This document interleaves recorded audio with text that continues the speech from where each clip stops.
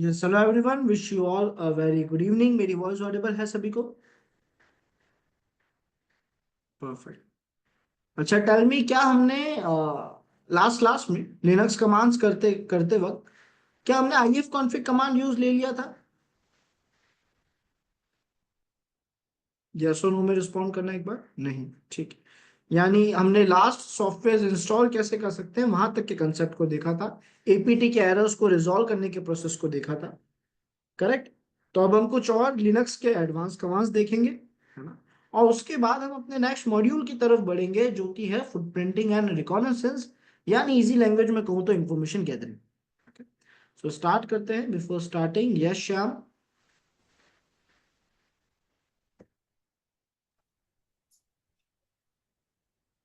Hello. हाँ sir, आवाज़ आ रही है मेरी? श्याम ऑडिबल हो? मैं बोल रहा हूँ सर, मैंने अपडेट की थी इस मशीन को, तो एक तो इसका टर्मिनल का बैकग्राउंड वाइट आ रहा है, ठीक है। और एक क्या गूगल क्रोम डाउनलोड नहीं हुआ सर। गूगल क्रोम इंस्टॉल नहीं हुआ नहीं हुआ। या डाउनलोड नहीं हुआ? इंस्टॉल नहीं हुआ, डाउनलोड तो हो गया। .db फाइल डाउनलोड हो चुकी है? ठीक है सर। चलो ठीक है। सो पहले मैं कुछ कमांड्स कराता हूँ, फिर मुझे रिकॉल करा देना, एक बार याद दिला देना, मैं स्क्रीन शेयर करवा के एरर्स जो भी है वो रिजॉल्व करा दूंगा। ठीक है ठीक है sir. Shyam? Thank you sir. So हमने परमिशंस यहाँ पे ली है। और अब हम जिन कमांड्स को प्रैक्टिस करने जा रहे हैं वो कमांड्स नेटवर्किंग के रिलेटेड है। फॉर एग्जांपल, अगर आज मैं मेरी इस मशीन की इंफॉर्मेशन देखना चाहूँ, जैसे हमने पढ़ा है कि सर हमारी मशीन के पास खुद का प्राइवेट आईपी होता है, मैक एड्रेस होता है, लोकल होस्ट होता है। जिस राउटर से वो जुड़ती है उसका पब्लिक आईपी राउटर के पास होता है, राउटर के पास प्राइवेट आईपी होगा, अपनी डिटेल्स होगी। लेकिन ये जो तीन पहचान है, private IP, MAC address, local host, ये तीनों हम अपनी मशीन में देखें कैसे? तो वो देखने के लिए हम आईएफ कॉन्फिग कमांड का यूज लेंगे।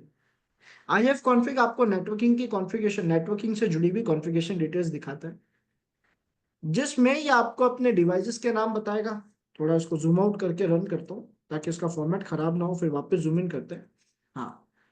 अब अगर आप इस आउटपुट को ध्यान से देखें तो पहले ही आपको क्या बता रहा है कि आपके डिवाइस में, आपकी इस मशीन में कौन कौन से नेटवर्किंग के डिवाइस जुड़े हुए हैं। इसने कहा दो डिवाइस जुड़े हुए हैं सर। एक का नाम है ETH0, एक का नाम है LO।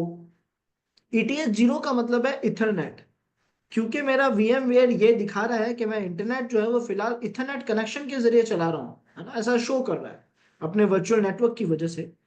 तो मेरा जो इथरनेट डिवाइस है या मेरी काली मशीन का वो डिवाइस जिसकी मदद से मैं इंटरनेट चला पा रहा हूँ, उसका नाम ETH0 है। इस डिवाइस की आईपी एड्रेस यानी प्राइवेट आईपी मुझे आईनेट नाम के वेरिएबल के अंदर देखने को मिल रही है। सभी को विजिबल है ये प्राइवेट आईपी? इसके जस्ट नीचे मैं देखूं या दो कॉलम्स नीचे देखूं, दो रोज नीचे देखूं, तो मेरे पास इथर नाम का एक वेरिएबल है। इस इथर नाम के वेरिएबल में मुझे मेरा मैक एड्रेस भी दिख रहा है। और अगर मैं बात करूं LO की यानी लोकल होस्ट की, LO मतलब क्या है? Local host. तो इसका आईपी फिक्स है, हर मशीन में सेम होता है, 127.0.0.1, जो आईनेट के अंदर लिखा हुआ है। तो ये मेरी नेटवर्किंग की बेसिक डिटेल्स थी। अब हम ये यहाँ पे अभी हमने जस्ट क्यों चेक करी, ऑल्दो हमें आगे चल के कई अटैक्स में बार बार काम आती रहेगी, प्राइवेट आईपी है वैसे तो, बट ये हमारे लिए जरूरी कैसे है? तो सर, अब तक हम जब भी लिनक्स को समझ रहे थे तो उसे एक ऑपरेटिंग सिस्टम से कंपेयर करते आ रहे थे जो कि था हमारा विंडोज।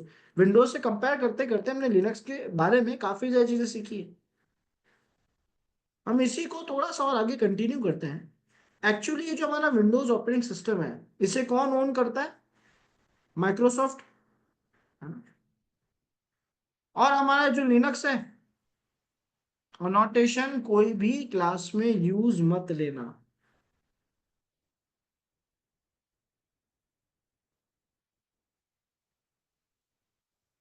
और जो हमारा लिनक्स ऑपरेटिंग सिस्टम है वो तो सर एक ओपन सोर्स ऑपरेटिंग सिस्टम है ना।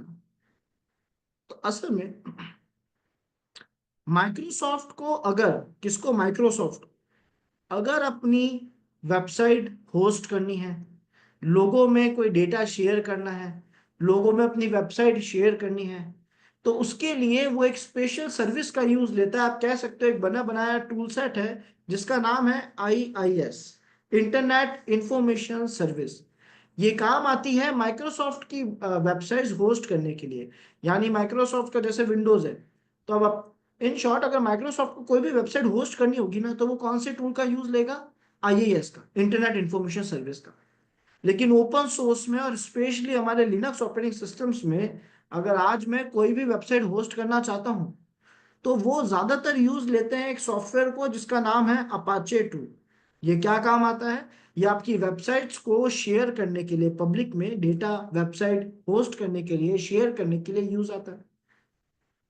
अब इसकी वर्किंग क्या है, ये कैसे काम करेगा, क्योंकि हम लिनक्स के बारे में सीख रहे हैं, तो ये काम कैसे करता है? तो सर अगर आपने अपनी मशीन में, मेरी एक मशीन है, इस मशीन के पास खुद का एक प्राइवेट आईपी एड्रेस जो कि मान लेता हूँ 192.168.1.10 है। ये इसका प्राइवेट आईपी एड्रेस है। इसके पास खुद का एक मैक एड्रेस होगा, कुछ भी हो सकता है, ठीक है। और इसके पास खुद का एक लोकल होस्ट है जिसका आईपी है 127.0.0.1। अगर इस मशीन में मैंने ये कमांड लिखा, क्या command? Service Apache to start. अगर ये मैंने कंप्लीट कमांड लिखा सर्विस अपाचे टू स्टार्ट मेरी मशीन में, तो क्या होगा? सर अपाच सॉरी सर अपाचे आपकी मशीन में एचटीटीपी सर्विस को चालू कर देगा। अब ये जो एचटीटीपी सर्विस है, ये कौन सी पोर्ट पे काम करती है? पोर्ट नंबर 80 पे। तो मेरी मशीन की पोर्ट 80 चालू हो जाएगी। और जैसे ही मेरी मशीन की पोर्ट 80 चालू होगी, इसका मतलब यहाँ कोई वेबसाइट चलनी चाहिए। वेबसाइट कहाँ से आएगी? तो अपाचे ने खुद का एक डिफॉल्ट फोल्डर बना रखा है, एक डिफॉल्ट लोकेशन सेलेक्ट कर रखी है, जिसके अंदर का सारा डेटा वो पोर्ट 80 पे शेयर कर देता है। वो फोल्डर की लोकेशन क्या है? वो फोल्डर की लोकेशन है VAR www HTML। इस HTML फोल्डर के अंदर जितना भी डेटा है, HTML फोल्डर के अंदर, एस्ट्रिक का मतलब सब कुछ, जितना भी डेटा है वो सारा का सारा डेटा अपाचे HTTP सर्विस की मदद से पोर्ट 80 पे शेयर कर देता है, जिसे कोई भी एक्सेस कर सकता है आईपी का रूल ध्यान रखते हुए। ठीक है। इसका मतलब अगर मान लो मेरी पोर्ट 80 ओपन हो गई, चलो करके देख लेते हैं इसे।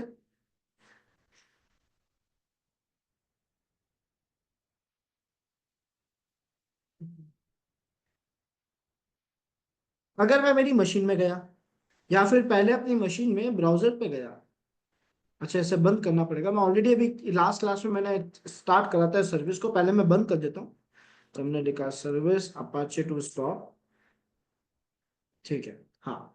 तो अगर आज मैं अपने ब्राउजर में जाता हूँ और वहां जाके ये देखना चाहता हूँ कि भाई मेरी 127.0.0.1, यानी मेरी मशीन की पोर्ट 80 पे, कॉलन लिख के पोर्ट लिखा जाता है हमेशा, क्या कोई वेबसाइट चल रही है?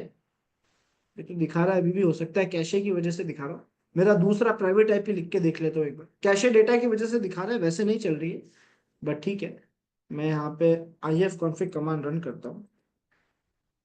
हाँ, ये मेरा प्राइवेट आईपी है।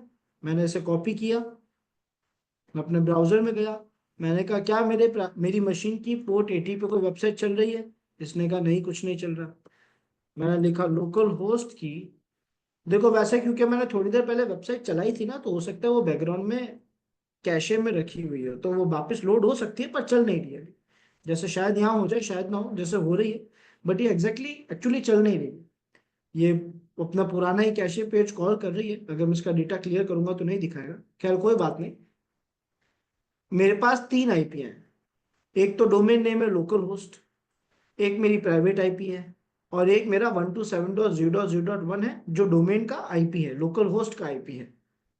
इन तीनों की पोर्ट 80 पे हमने जाके देखा, हमारी वेबसाइट नहीं चल रही थी। लेकिन अगर मैं अपने टर्मिनल पे जाता हूँ, वहां जाके कमांड रन करता हूँ सर्विस अपाचे टू स्टार्ट, तो ऐसा करने पे अपाचे आपकी मशीन की पोर्ट 80 चालू कर देता है, सारा डेटा वहां पे होस्ट होने लग जाता है। यानी अब अगर मैं अपने ब्राउजर में जाता हूँ और अपना प्राइवेट आईपी लिख के :80 लिखता हूँ, तो मैं देखूंगा कि मेरी वेबसाइट यहाँ चल रही है, लोकल होस्ट पे भी दिखेगी ही, है ना, और 127 पे भी दिखेगी। तीनों पे मेरी वेबसाइट पोर्ट 80 पे जो मैंने चलाई थी वो चल रही है। ये डेटा आ कहाँ से रहा है? ये वेबसाइट कहाँ से आ रही है? तो सर आपने अभी भी डिस्कस करा था कि एक लोकेशन है var www html, उसके अंदर का सारा डेटा यहाँ शेयर हो रहा है। तो हमने कहा उस लोकेशन पे चल के कंफर्म कर लेते हैं ये बात सच है या नहीं। हमने यहाँ पे कमांड लिखा cd/var/www/html ls लिखा। तो मैंने देखा index.html नाम की एक फाइल पड़ी है। हम इसे एडिट करेंगे। हमने कमांड लिखा gedit index.html। अब हम में से किसी को भी वेब डेवलपमेंट आती है क्या? मैं मान लेता हूँ किसी को नहीं आती, कोई आइडिया नहीं है, मैं वेब डेवलपमेंट का जीरो नॉलेज है। हमने कुछ नहीं करा, हमने बस स्क्रॉल डाउन करा, है ना, थोड़ा नीचे की तरफ स्क्रॉल करा, और स्क्रॉल करते करते हम पहुंच गए लाइन नंबर 188 पे, जहां से बॉडी टैग स्टार्ट हो रहा है। हमें नहीं पता बॉडी टैग क्या है। हमने तो ये वर्ड देखा अपाचे 2, वही वर्ड जो मेरी वेबसाइट में लिखा हुआ था। मैं ये ऑलरेडी कई बार चेंज कर चुका हूँ, तो आपके वर्ड डिफरेंट हो सकते हैं, ठीक है, टेंशन मत लेना। तो हमने कहा एक काम करते हैं, अगर यहाँ पे अपाचे 2 डार्क वेब है आशीष की जगह, हम लिख देते हैं हाय, है ना, बस नॉर्मल लिख देते हैं, अपाचे 2 डार्क वेब हाय लिख देते हैं। कंट्रोल एस की मदद से सेव करते हैं और एल्ट F4 से बंद कर देते हैं। अगर मेरी वो फाइल यहाँ पे ओपन हो रही है, तो उसमें करे हुए चेंजेस यहाँ दिखने चाहिए। मैंने कहा पेज रीलोड करके देख लेते हैं, तो क्या यहाँ पे चेंजेस हो चुके हैं? यहाँ पे भी जाके रीलोड करके देखता हूँ, चेंजेस हो चुके हैं। यहाँ पे भी जाके रीलोड करके देख लेता हूँ। इसका मतलब ये बात तो कंफर्म है कि उसी फोल्डर का डेटा यहाँ शेयर हो रहा है पोर्ट 80 पे अपाचे सॉफ्टवेयर की मदद से। क्या इतना प्रोसेस सभी को समझ आया?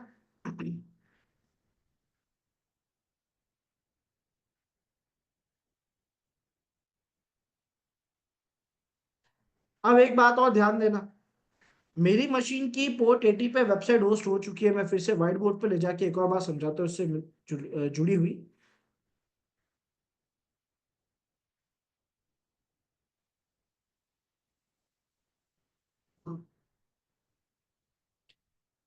मैंने मेरी मशीन की पोर्ट 80 ओपन कर दी, उस पर वेबसाइट भी चल रही है, ये बात हमने देख ली। मेरी मशीन के पास खुद की ये 3 पहचान है। तो क्या आप में से कोई भी, जैसे मान लेते हैं सैयद, क्या मेरी इस वेबसाइट को एक्सेस कर सकते हैं? क्या मेरी इस मशीन से बात कर सकते हैं? यस और नो?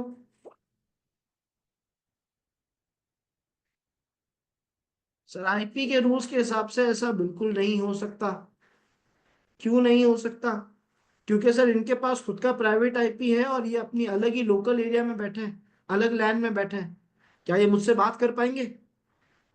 डेफिनेटली नहीं। अगर इनके पास पब्लिक आईपी होता तो क्या ये मुझसे बात कर पाते? बिल्कुल नहीं, क्योंकि आपके पास तो अभी भी प्राइवेट आईपी है ना। अगर मेरे पास पब्लिक आईपी होता तो मुझसे कोई भी बात कर सकता था। Correct everyone? तो सर अभी हमने बस ये समझा कि ये अपाचे सर्विस है क्या, ये काम कैसे करती है, इसको आगे चल के बहुत डिटेल में यूज लेंगे और पब्लिक आईपी भी लेकर देख लेंगे। ठीक है, आगे चल के वो यूज होगा, लेकिन हमें अभी इस कंसेप्ट के बारे में पता होना चाहिए। क्या मैं ये मान लूं कि आप सभी को ये कंसेप्ट समझ आ चुका है?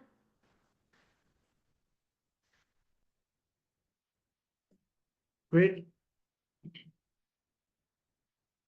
परफेक्ट। ठीक है, आई थिंक हाँ यही कमांड था जो मुझे आप लोगों को बताना था। हाँ।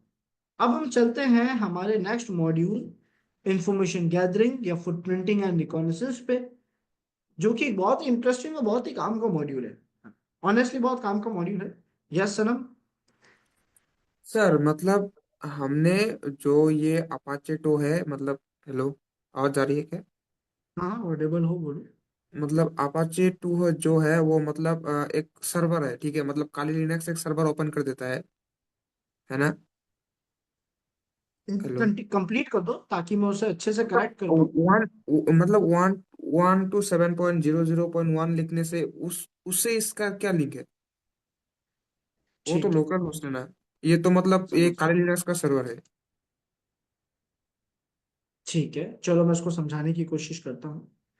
ये ओवरऑल कंक्लूजन ये कह रहा है, अपाचे ने क्या करा। अपाचे का इतना सा गोल था कि उसने मेरी मशीन में एचटीटीपी सर्विस को चालू कर दिया, जिसका काम है वेबसाइट्स चलाना, और मेरी मशीन की एक पोर्ट ओपन कर दी, मेरे मशीन का एक रास्ता ओपन कर दिया पोर्ट नंबर 80। ठीक है, उसने आईपी से कोई भी छेड़खानी नहीं करी, उसे आईपी से कोई लेना देना नहीं है। मेरी मशीन की पोर्ट 80 पे वेबसाइट चल रही है।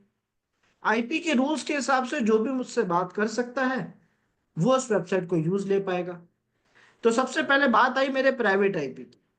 है ना। अब प्राइवेट आईपी से कौन बात कर सकता है सर? वो लोग जो आपके लोकल एरिया नेटवर्क में जुड़े हैं। जितने भी लोग आपके सेम लोकल एरिया नेटवर्क में, एक सेकंड, जितने भी लोग आपके सेम लोकल एरिया नेटवर्क में जुड़े हैं, यूजर ए हो गया, यूजर बी हो गया, यूजर सी हो गया, ये लोग आपकी इस वेबसाइट को चला पाएंगे क्योंकि आपके प्राइवेट आईपी से बात कर सकते हैं, जो भी होगा प्राइवेट आईपी, ठीक है।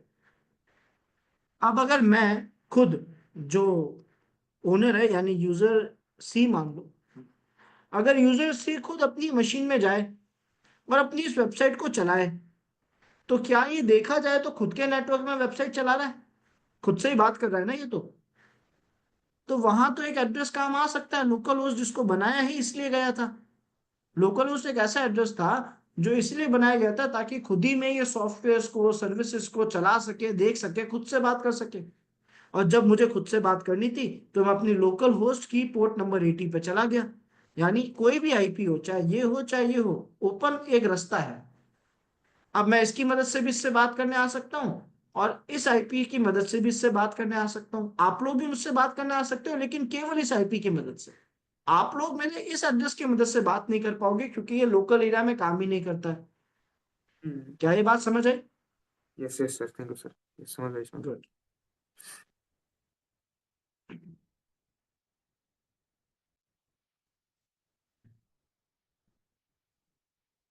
सूरज, अभी नहीं समझ आएगा इस क्वेश्चन का आंसर, थोड़ा वेट करना पड़ेगा। मतलब अभी तो हमें काफी कुछ समझना पड़ेगा उसके लिए, थोड़ा वेट करो, धीरे धीरे क्लियर हो जाएगा। ठीक है, गुड। तो सर हम डिस्कस करने आए हैं इंफॉर्मेशन गैदरिंग, या दूसरी लैंग्वेज में कहें तो फुटप्रिंटिंग एंड रिकॉग्निसेंस को। इसका क्लियर क्लियर मतलब ये है कि आप अपने टारगेट के बारे में थोड़ा डेटा कलेक्ट करोगे, अपने टारगेट को और समझने की कोशिश करोगे, क्योंकि अगर आप ऐसा करते हो तो आप एक एफिशिएंट हैकर बन सकते हो।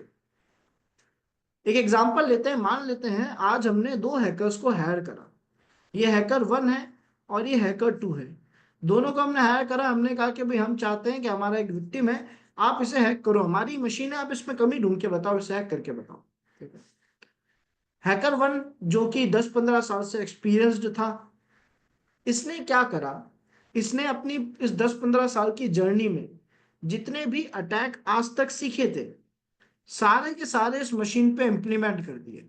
जितने भी अटैक आज तक इसने सीखे थे, सारे के सारे इस विक्टिम मशीन पे इंप्लीमेंट कर दिए, इसे हैक करने के लिए। एक भी अटैक नहीं छोड़ा, एक भी इसने ऐसा अटैक नहीं छोड़ा जो किसी भी विंडोज मशीन को आराम से हैक कर देता। ये एक एक अटैक ट्राई करने में इसको टाइम भी लगा, इसको 1 वीक लग गया, है ना। लेकिन फिर भी ये जो वेबसाइट थी, ये जो डिवाइस था, ये हैक नहीं हुआ। हमने हैकर 2 को पकड़ा।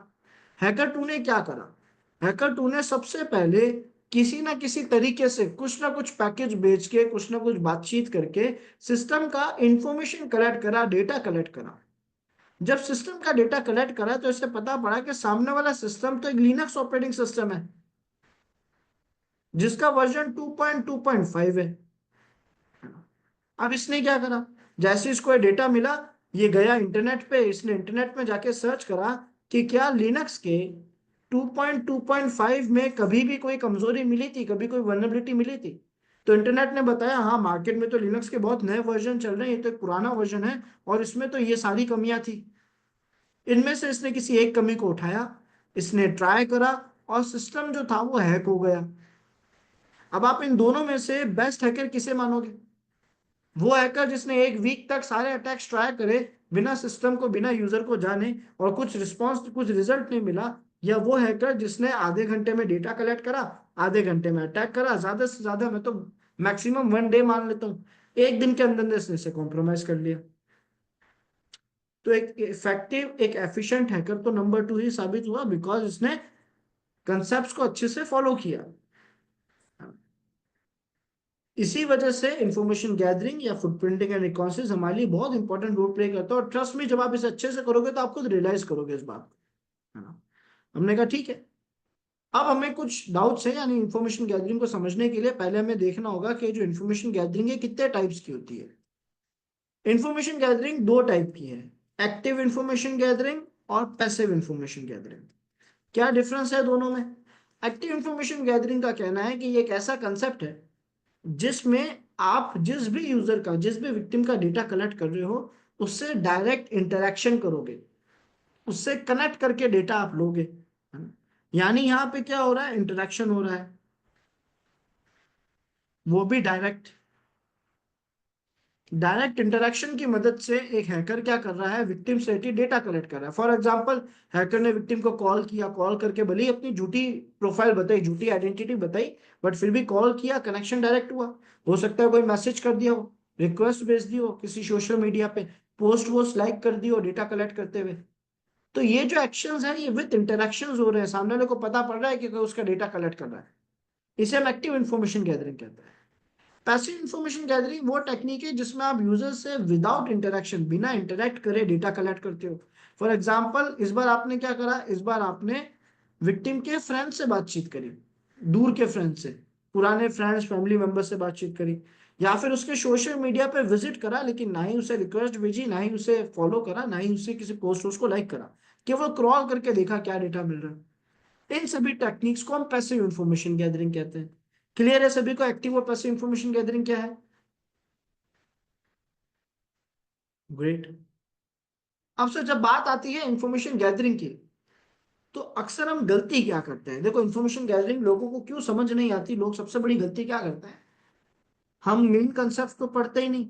हम क्या करते हैं, हम सीधा जाते हैं मार्केट में, यानी इंटरनेट पे, और कहते हैं कि भाई बेस्ट इंफॉर्मेशन गैदरिंग का सॉफ्टवेयर दे दो। करते हैं ऐसा। अब वो हमें अलग अलग सॉफ्टवेयर बता रहा है, कोई कह रहा है ये बेस्ट है, कोई कह रहा है वो बेस्ट है।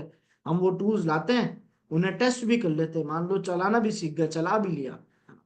अब उसने मुझे रिजल्ट तो लाके दे दिया बहुत सारा, बट मुझे ये पता ही नहीं है कि उसमें से क्या डेटा काम का है और क्या डेटा काम का नहीं है, कितने डेटा को एक्सेप्ट करना है, कितने डेटा को इग्नोर करना है, या उसे कैसे यूज लेना है।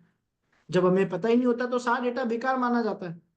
ये कुछ वैसा ही है जैसे अगर मैं डीएनएस एनम करता या डीएनएस लुकअप करता हूँ, तो डीएनएस का डेटा आता है। अगर मैंने डीएनएस के बारे में पढ़ा ही नहीं है तो मुझे क्या पता ए रिकॉर्ड क्या है, एमएक्स क्या है, टीएक्सटी क्या है, एनएस क्या है। मेरे लिए तो सब या तो खराब हो गया या सभी काम का मानता चला जाऊंगा। Correct everyone? तो हम पहले इस क्वेरी को, अपनी इस इशू को रिजॉल्व करेंगे। हमें एक इशू मिला है, हमें एक दिक्कत मिली है, तो पहले उसे सॉल्व करते हैं, है ना। और वो दिक्कत ये है कि सर हमें ये पता होना चाहिए कि क्या क्या डेटा हमारे काम का है, या फिर ये पता होना चाहिए पहले कि आप इंफॉर्मेशन गैदरिंग किस किस की करते हो। पहले क्या पता लगाएंगे कि जब आप किसी का भी डेटा कलेक्ट करते हो, इंफॉर्मेशन कलेक्ट करते हो, तो वो किस किस की इंफॉर्मेशन आप ले सकते हो। तो सबसे पहले या तो मैं किसी पर्सन की इंफॉर्मेशन गैदरिंग करूंगा, ठीक है, या फिर मैं किसी कंपनी की इंफॉर्मेशन गैदरिंग करूंगा। भाई या तो कोई पर्सन होगा, है ना, कोई एक सिंगल एंटिटी, एक पर्सन है, या कोई कंपनी है, या फिर कोई भी टेक्नोलॉजी से रिलेटेड। ये तीन वो टर्म्स हैं जिनसे रिलेटेड मैं डेटा कलेक्ट करूंगा, यानी इंफॉर्मेशन गैदरिंग करूंगा। करेक्ट। अब आता है काम का सवाल कि सर क्या डेटा कलेक्ट करोगे, कौन सा डेटा काम का है, कौन सा डेटा काम का नहीं है। तो हम क्या करेंगे, अपने हिसाब से कोशिश करेंगे ज्यादा से ज्यादा चीजें यहाँ मेंशन करने की कि क्या क्या डेटा हमारे काम आ सकता है। ठीक है, मैं स्टार्ट करूंगा, आप लोग समझ जाओगे, आप लोग चैट में रिप्लाई करते रहना। अगर मैं बात करूं एक पर्सन से रिलेटेड इंफॉर्मेशन गैदरिंग की, तो मेरे हिसाब से सबसे पहले मुझे पता होना चाहिए उसका नेम, फिर उसके ईमेल एड्रेसेस, जितने भी उसके ईमेल है वो सब मुझे पता होने चाहिए। इसके अलावा क्या क्या पता होना चाहिए, सब लोग चैट में रिप्लाई करना स्टार्ट करो। क्या क्या डेटा एक पर्सन से रिलेटेड मेरे काम का हो सकता है? सर उसके सारे कॉन्टैक्ट नंबर्स, वेरी गुड। और उसका एड्रेस, कहाँ रहता है वो एड्रेस हो गया, ठीक है। वो, उसका प्रोफेशन क्या है, क्या काम करता है ना, प्रोफेशन क्या है, कहाँ वर्क करता है, वर्क लोकेशन, बहुत अच्छे। और क्वालिफिकेशन क्या है, वेरी गुड। और क्या डेटा काम आ सकता है, सोचो। सर उसके गवर्नमेंट डॉक्यूमेंट्स जितने भी मिल जाए, Aadhaar card, PAN card and all, है ना। उसकी date of birth, very good. उसके सारे बैंक अकाउंट्स, जितने भी डेटा मिल सके। और सोचो, उसकी जॉब टाइटल या जॉब पोजीशन आप कह दो।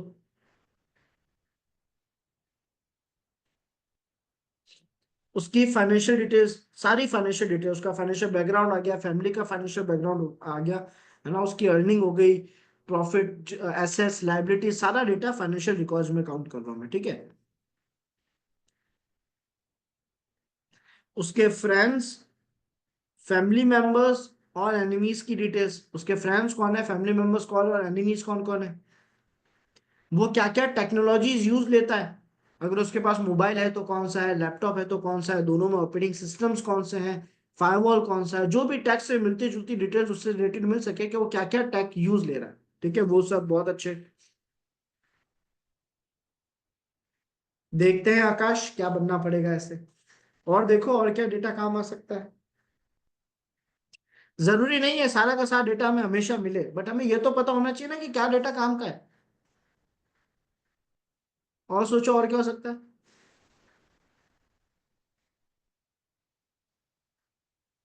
गवर्नमेंट डॉक्यूमेंट्स हो गए, क्वालिफिकेशन हो गई, उसका डेली रूटीन,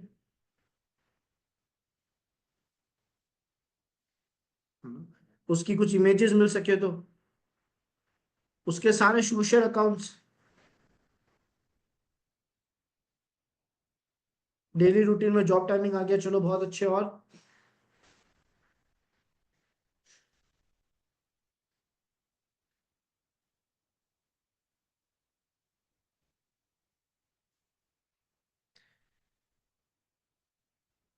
उससे रिलेटेड लीगल इंफॉर्मेशन, जैसे उस पर कोई केस वेस तो नहीं हो रखा या उसने किसी पे केस तो नहीं कर रखा, तो सारी लीगल इन्फो, है ना। फैमिली मेंबर्स की डिटेल्स यहाँ पे मेंशन कर दी हमने, फ्रेंड्स, फैमिली मेंबर्स और एनिमीज की इंफॉर्मेशन, उसकी लाइक्स एंड डिसलाइक्स, क्या पसंद है क्या नहीं पसंद, है ना। लोन फाइनेंशियल में आ गया, वेरी गुड।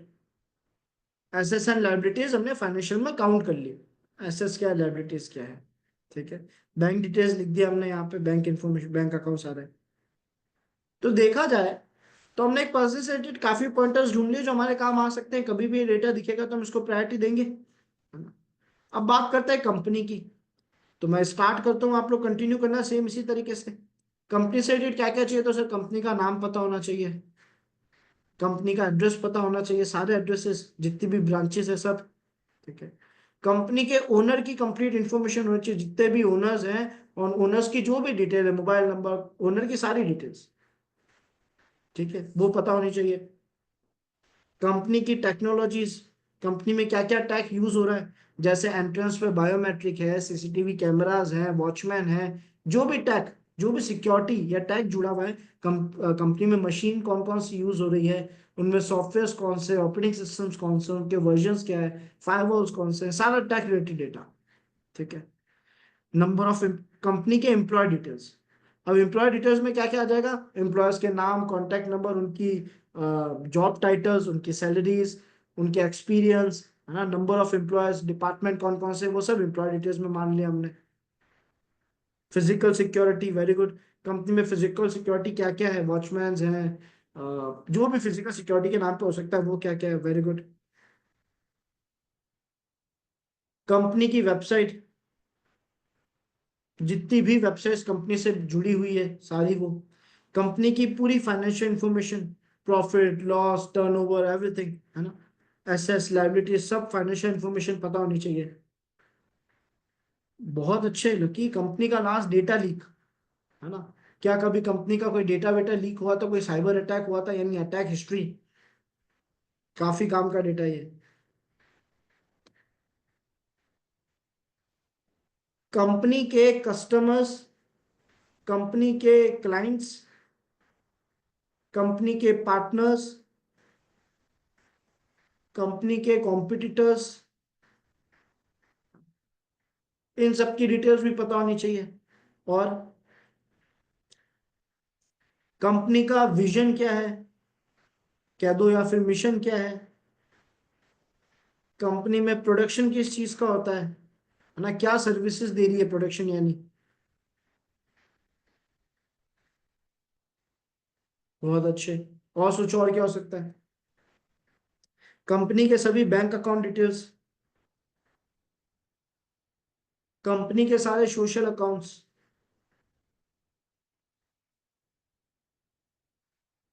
कंपनी के सारे गवर्नमेंट डॉक्यूमेंट्स या उनकी डिटेल्स टैग में डाल देते हैं आकाश, इंटरनेट सर्विस प्रोवाइडर को। और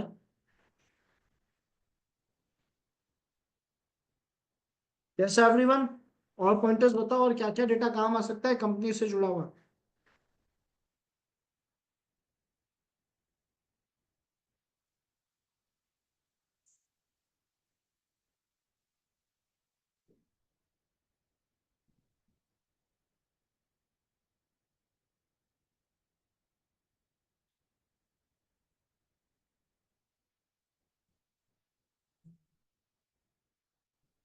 सीसीटीवी तो आ गया। Email addresses, very good. Company के सारे ईमेल एड्रेसेस, है ना, वो हमने नहीं लिखा था। कंपनी के कॉन्टैक्ट डिटेल्स सारे। टैग में क्लाउड और वो सब आ गया, वेबसाइट, क्लाउड। कंपनी की मार्केट गुडविल, कंपनी की प्लान्स, क्या क्या प्लान्स बना रखे हैं, चाहे वो शॉर्ट टर्म हो चाहे वो लॉन्ग टर्म प्लान्स हो, ठीक है। कंपनी से रिलेटेड रिसेंट न्यूज क्या है, वेरी गुड। बिजनेस पार्टनर्स यहाँ पे आ गए। और प्लान्स क्या हो सकते हैं, रिसेंट न्यूज क्या है, मार्केट गुडविल कैसी है, और कंपनी के लीगल रिकॉर्ड्स, है ना, वही सारी लीगल इंफॉर्मेशन। क्या केसेस कंपनी पे हो रखे हैं, कंपनी में क्या केसेस कर रखे हैं लोगों पे, वो सारे कम्युनिकेशन, ठीक है। अब बात करते हैं थर्ड एंटिटी यानी टैग की। टैग से रिलेटेड क्या क्या डेटा चाहिए होता है। देखो, जब बात आती है टैग की, तो टैग में हमारे पास या तो कोई वेबसाइट होगी। अगर वेबसाइट है तो हमें वेबसाइट का डोमेन पता होना चाहिए। डोमेन आया है तो आईपी एड्रेस पता होना चाहिए। डीएनएस की सारी डिटेल्स पता होनी चाहिए, ठीक है। आईपी मिला है तो ओपन पोर्ट्स, सर्विसेज, सॉफ्टवेयर्स, उनके वर्जन्स, ठीक है। ये सारा डेटा हमें एक मशीन से रिलेटेड होना चाहिए, है ना। ऑपरेटिंग सिस्टम कौन सा चल रहा है, ठीक है। उसके अलावा अगर वेबसाइट है तो वेबसाइट में क्या क्या टेक्नोलॉजीज यूज ली गई है, एक वेबसाइट में क्या क्या टेक्नोलॉजी यूज हुई है, कौन कौन सी प्रोग्रामिंग, कौन कौन से सॉफ्टवेयर यूज किए गए हैं वेबसाइट को बनाने में। फायरवॉल्स कौन कौन से हैं, वेरी गुड।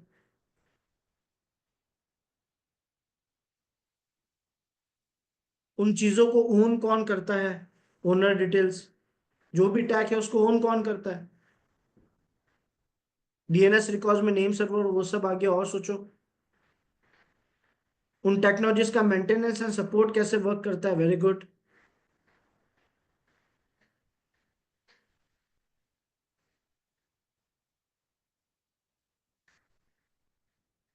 और क्या हो सकता है,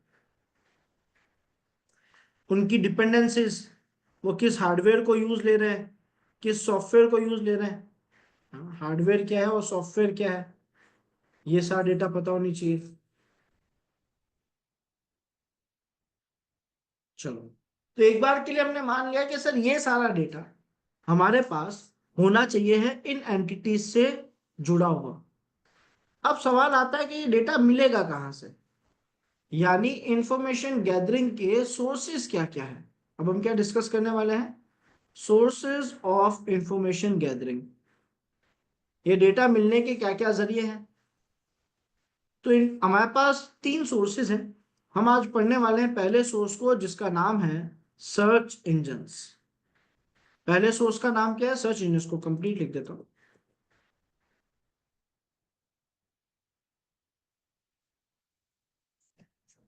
सर्च इंजन मतलब क्या है, क्या कोई मुझे कुछ सर्च इंजन का एग्जांपल बता सकता है।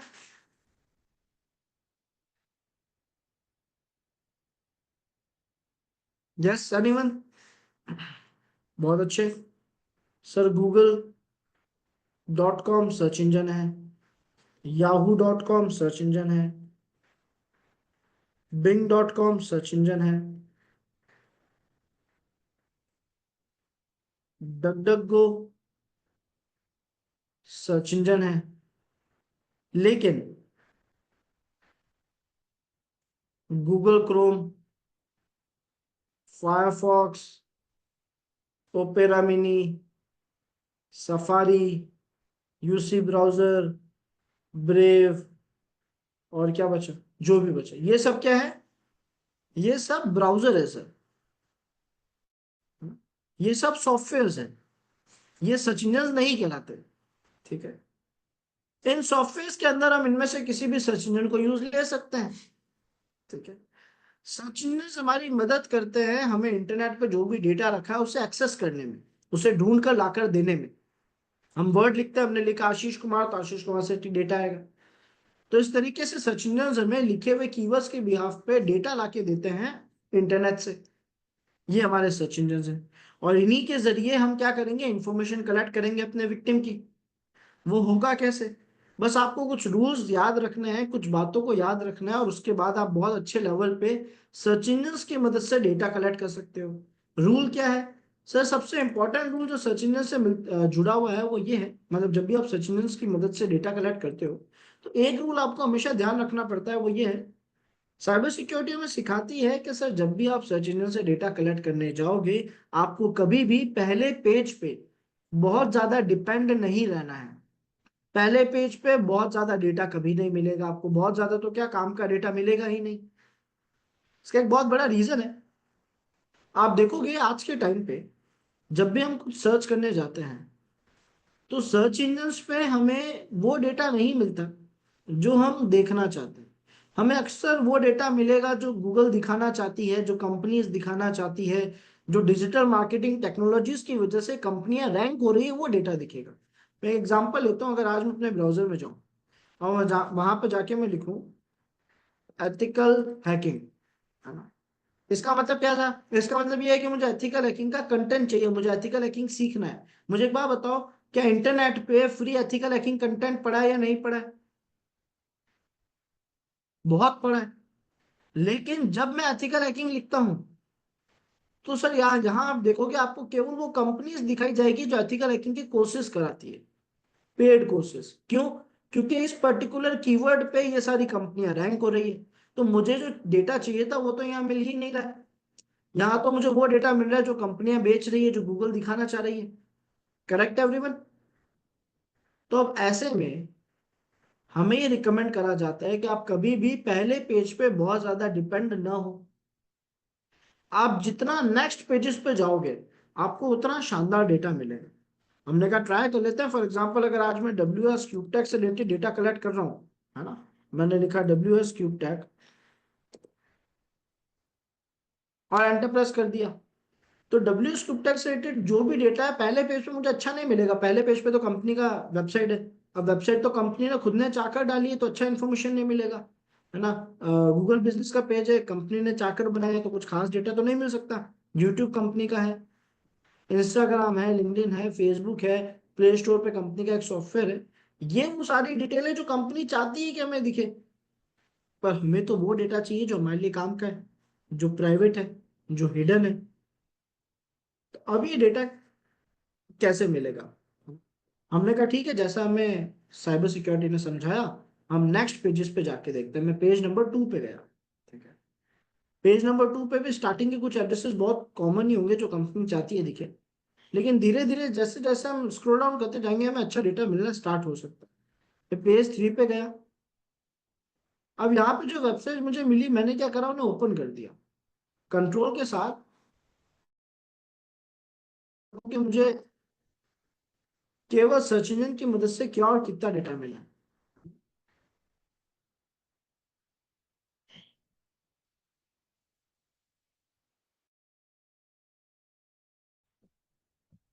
ठीक है, सबसे पहले पहली वेबसाइट पे चलते हैं।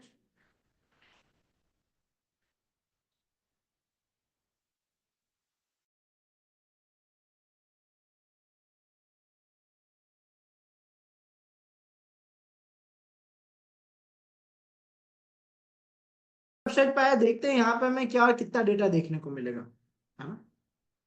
हमने देखा कि इसने बताया कि सर यहाँ पे 2016 में इंटर्नशाला पे डब्ल्यूएस क्यूबटेक ने हायरिंग चालू करी थी। यहाँ पे देखना इंटर्नशाला पे जुड़ा था नंबर ऑफ एम्प्लॉयज, इसके हिसाब से बता रहे हैं कितने हो सकते हैं।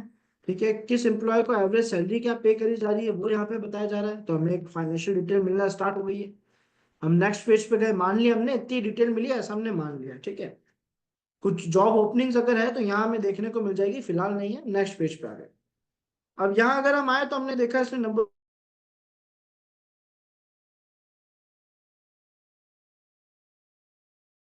2 एम्प्लॉय की प्रोफाइल्स हैं और 6 सिमिलर कंपनीज है, मिलती जुलती कंपनीज है। हमने कहा देखते हैं क्या क्या डेटा दिखा सकता है।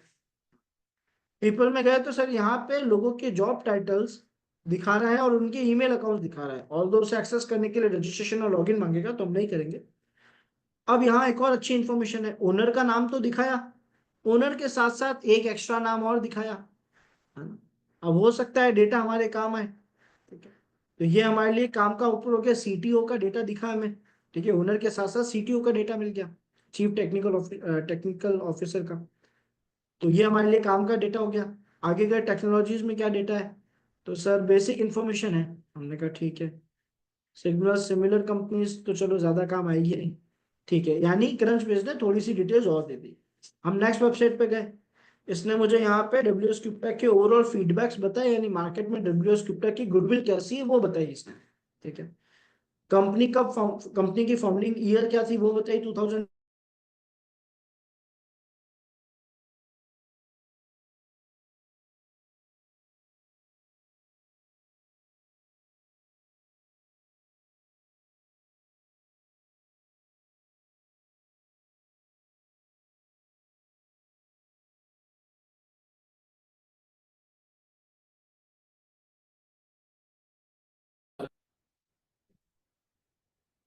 जैसा एवरीवन, मेरी वॉइस ऑडिबल है?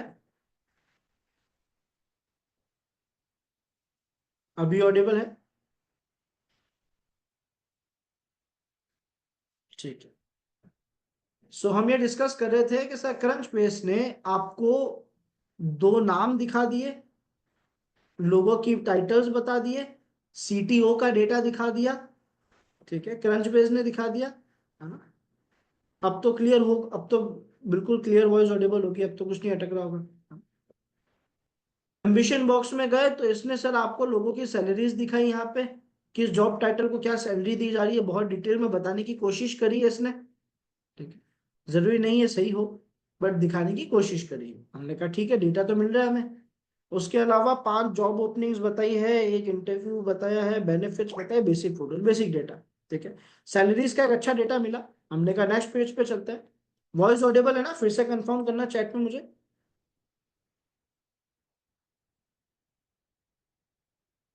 गुड। अब मैं आया दूसरी वेबसाइट पे, तो इस दूसरी वेबसाइट में मीडियम में डब्ल्यू एस क्यूबटेक के लिखा हुआ कुछ कंटेंट देखने को मिलेगा, कुछ नाम देखने को मिलेंगे, ठीक है। प्लेटफॉर्म है जहाँ पे ब्लॉग्स अपलोडेड है, कंटेंट अपलोडेड है, ठीक है।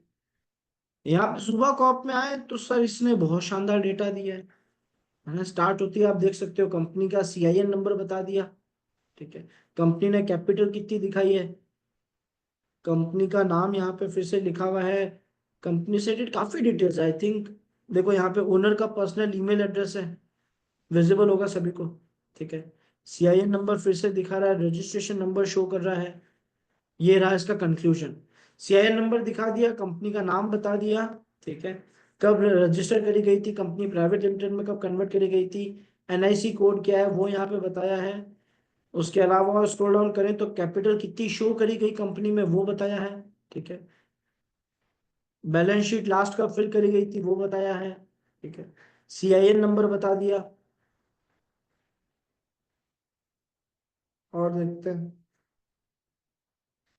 देखो यहाँ पे जो बोर्ड ऑफ डायरेक्टर्स हैं उनके डीआईएन नंबर्स, उनके नाम, ठीक है। उनसे वो और कितनी कंपनियों में पार्टनर है, और कितनी कंपनीज वो ओन करते हैं या डायरेक्टर्स है वो यहाँ दिखा रहा है, ठीक है। इतना डेटा हमें यहाँ पे देखने को मिल गया। और ओनर का पर्सनल ईमेल एड्रेस, ओनर के घर का एड्रेस, ठीक है। तो आई थिंक ये डेटा काफी ज्यादा काम का होता जा रहा है। अब मैं बाकी टैब्स में मैं नहीं जाऊंगा, बाकी टैब्स में आपको जाना है। ये आज आप सभी का टास्क है कि आप सब लोग सर्च इंजन की मदद से हर एक पेज पे, कोई डब्ल्यू एस क्यूब सर्च करेगा, कोई W S cube tag search करेगा, है ना, कोई W S cube space tag search करेगा। आप अलग अलग टर्म्स केवल डब्ल्यू एस क्यूब टैग से जुड़ी हुई सर्च करोगे अपने सर्च इंजन पे, अलग अलग पेजेस पे जाओगे, हर टैब को ओपन करोगे, उसके अंदर क्या डेटा है देखोगे, और जो भी काम का इंफॉर्मेशन मिलेगा वो एक टीएक्सटी फाइल में, एक नॉर्मल सी डॉक्यूमेंट फाइल में सेव कर दोगे कि ये डेटा काम का है, ये डेटा काम का है। जो जो काम का डेटा है वो सब एक टेक्स्ट फाइल में सेव करोगे, और कल मुझे शेयर करोगे ताकि हमें पता पड़े कि हमें सर्च इंजन की मदद से कितना डेटा मिला है। Is that clear everyone? सभी को समझ आया? तो ये टास्क आप सभी को करना है, कल मुझे इस टास्क का रिजल्ट चाहिए है। ठीक है?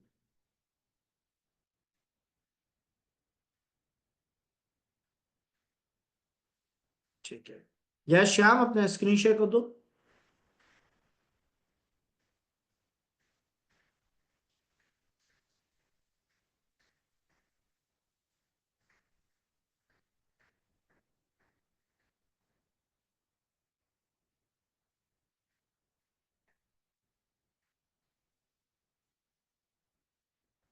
रूट परमिशन देके करना।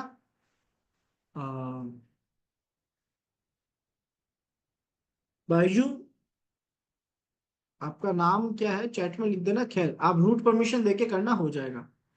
पहले आपका टर्मिनल का कलर वाइट आ रहा है, ठीक है, तो कोई इशू नहीं है, तो थीम है, चेंज कर देंगे। अभी देख लेते हैं इसकी थीम का ऑप्शन कहाँ दिखा रहा है। और दूसरा क्या इशू हो रहा है? एक तो थीम का था, वाइट दिख रहा था, और क्या इशू था? डीपीकेजी इंस्टॉल नहीं हुआ। ठीक है। dpkg-i.deb क्रोम, आपने नाम तो बिल्कुल सही लिखा है। सही लिखा इसका है। एरर क्या है? Does not match system. ठीक है। देखो हमने जो फाइल डाउनलोड करी है शाम, क्योंकि आप मैक के अंदर अपना सारा सॉफ्टवेयर, सारी फाइल चला रहे हो, तो हमने जो अपनी मशीन में सेटअप करी थी फाइल, वो AMD थी। पर आपका मैक ARM फाइल्स को सपोर्ट करता है, तो आपको गूगल क्रोम चाहिए है, .db फाइल चाहिए, लेकिन ARM चाहिए, AMD नहीं। तो आप अपने ब्राउजर में जाओगे अच्छा। और वहां पे जाके लिखोगे गूगल क्रोम ARM.deb फाइल। ठीक क्लियर है है? सर। चलिए सर। हाँ। इसका सर ब्लैक। और रही बात इसकी थीम की, है ना, हाँ सर। तो एक बार टर्मिनल में व्यू लिखा हुआ दिख रहा है, file action edit view, view पे क्लिक करो। व्यू पे ये तो सर। व्यू। हाँ सर। हाँ, यहाँ से आप जाओ, फुल स्क्रीन इसके पास एडिट में जाओ, एक्शन में जाओ, फाइल में, मतलब सबसे पहला, नहीं, फाइल फाइल एक्शन से पहला, एक्शन के पास में, सेकंड लास्ट प्रेफरेंस लिखा हुआ, उसमें जाओ। यहाँ से ब्लैक ऑन कलर स्कीम दिख रही है, सबसे पहला option, black on light yellow, सब राइट देखो, सबसे ऊपर कलर स्कीम नहीं दिख रहा सबसे? हाँ, हाँ। इस पर क्लिक करो। अब यहाँ पे दूसरा सिलेक्ट करो कुछ भी,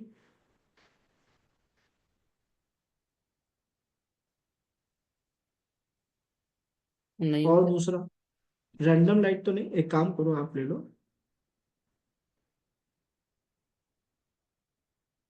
हाँ एक बार ओके करो, जो भी सिलेक्ट करा उसको सिलेक्ट करने के बाद ओके करना, कर दी। अप्लाई करो। ठीक है। ठीक है अब एक सर। बार ठीक। चेक कर लेना आपकी थीम कौन सी मैच हो रही है ना, वो सिलेक्ट कर लेना। चेंज ठीक कर है। लूंगा सर तुम। Okay sir. गुड।